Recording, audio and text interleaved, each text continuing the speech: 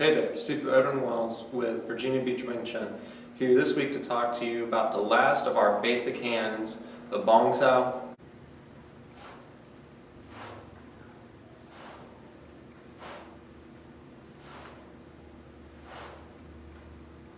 and the Kwan Sau.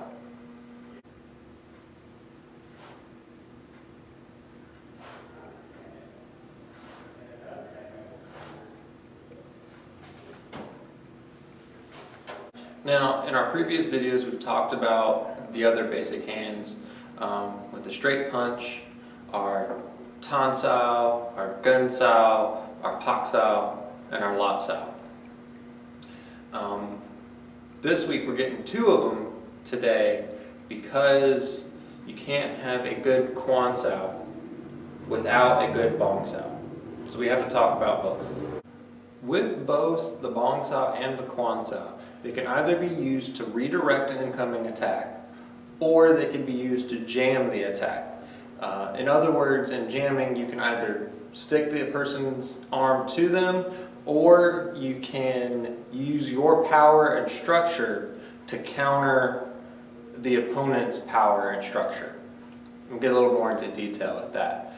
But let's talk a little bit more about the Bong Sau first. So, like I said, you can't have a good Kwan Sau without a good Bong Sau. So what exactly makes up a good Bong Sau? Primarily the structure of the Bong Sau. Now, the most common thing I see with people who do a Bong Sau is they will either have the hand too close, okay, which doesn't afford you enough space or structure to hold it. Okay, so your Bong Sau hand has to be past your elbow by about 45 degrees. So if this is 90, straight out to the side, you want this about 135 degrees here. And the other thing is, people will generally not have their elbow higher than their wrist. They'll be like this. All right, it's got to be up, all right, and the hand's got to be nice and loose.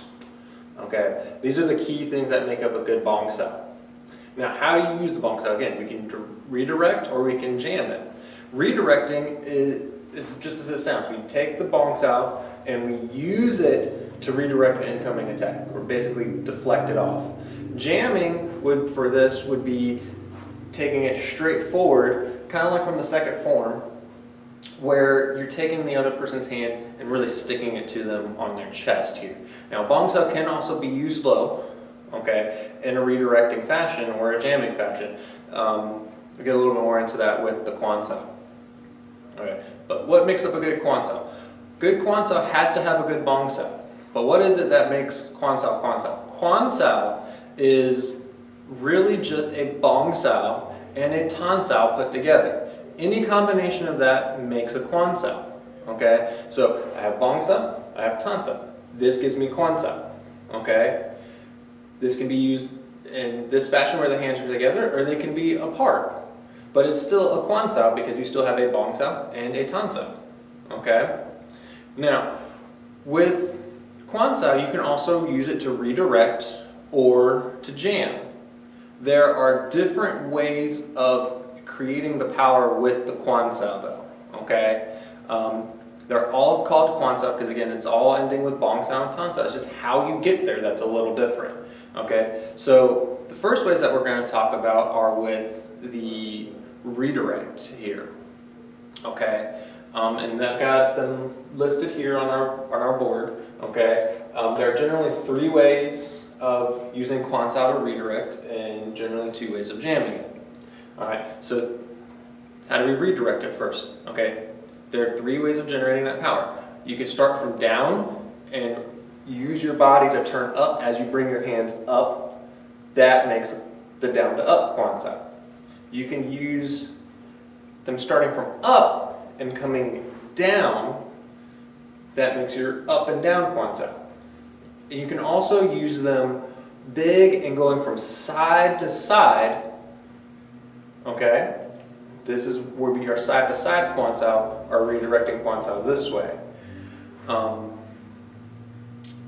we can also jam with these techniques too, where you're going to go forward with the Kwan Sau, generally with the big one, where you would let your arms go straight, and then come forward and use your footwork and your body structure to walk forward and create that jamming pressure forward. Or you can use the up and down Kwan Sau, generally for something like a hook. Okay, you up and down, you walk, and you sit a little bit. That creates that jamming type pressure on somebody's hook, and it'll stop it from coming up any farther. Now there are lots of ways to train the Kwan Sau and the Bong Sau for the various situations. But today, because we're talking about the general synopsis of what Bong Sau and Kwan Sau are, I'm going to show you a few training examples or exercises on our wooden dummy here at the school. Now, the dummy is primarily used for structure training. So this is why we're going to do this today, because it's really important to have good structure for your Bong Sau and your Kwan Sau. So how do we use Bong Sau on the dummy? Alright, so there are, again, two ways you can use it. So you can come up, just like in the form of the first form, right? Using the Bong Sau here, you're going to come up and you're going to swim, kind of doing the breaststroke over one hand over the other onto the arm. Now notice that I'm not making this big gap in between where I'm pulling my Bong Sau back to the Wu Sau first. I really want this to overlap so I'm not leaving any gap.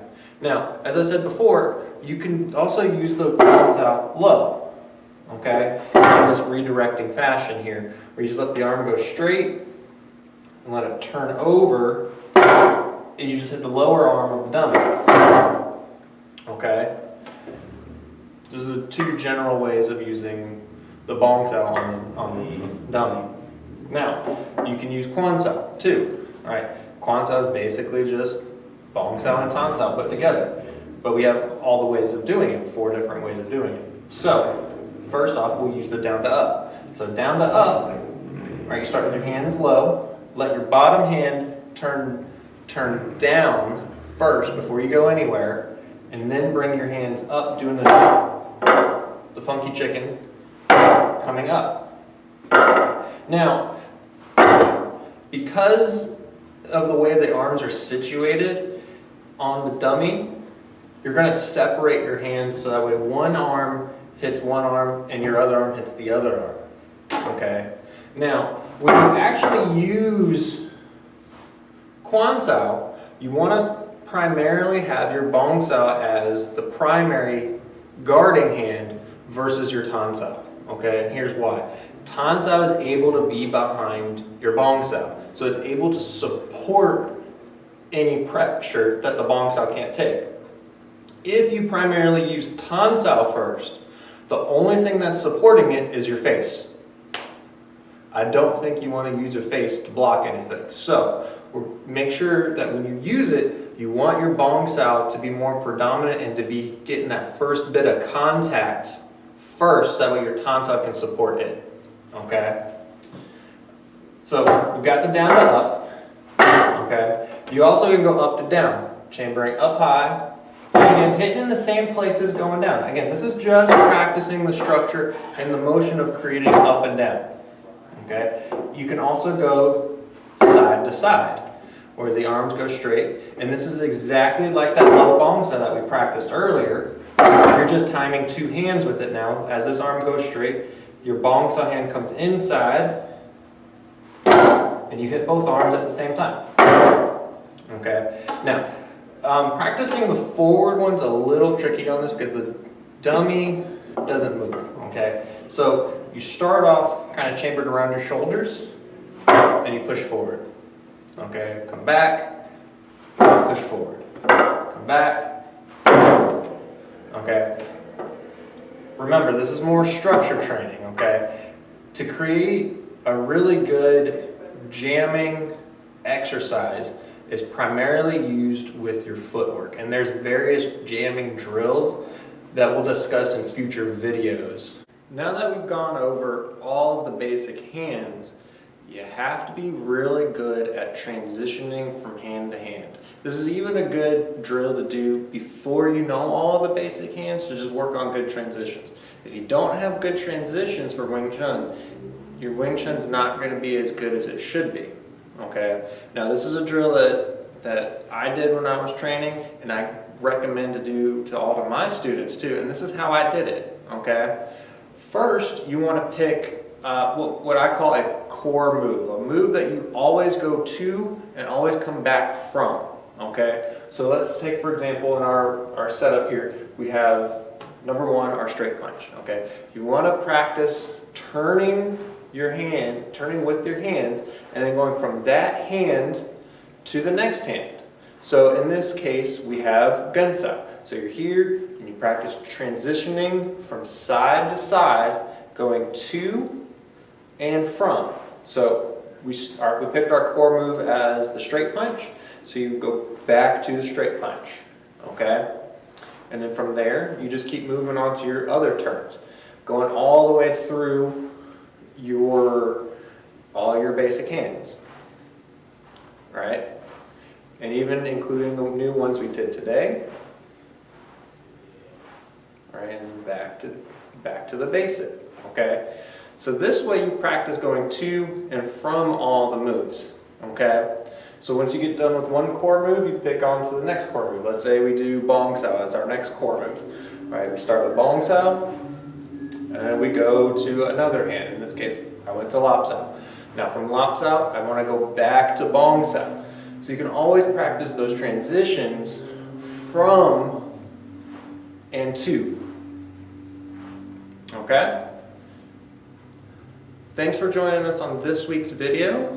If you liked it, please like and share it. As always, any questions, leave them in the comments and we'll get back to you as soon as we can. Also check out our school webpage at vbwingchun.com. And join us again next week with Sifu Will as we begin our discussion on the first form.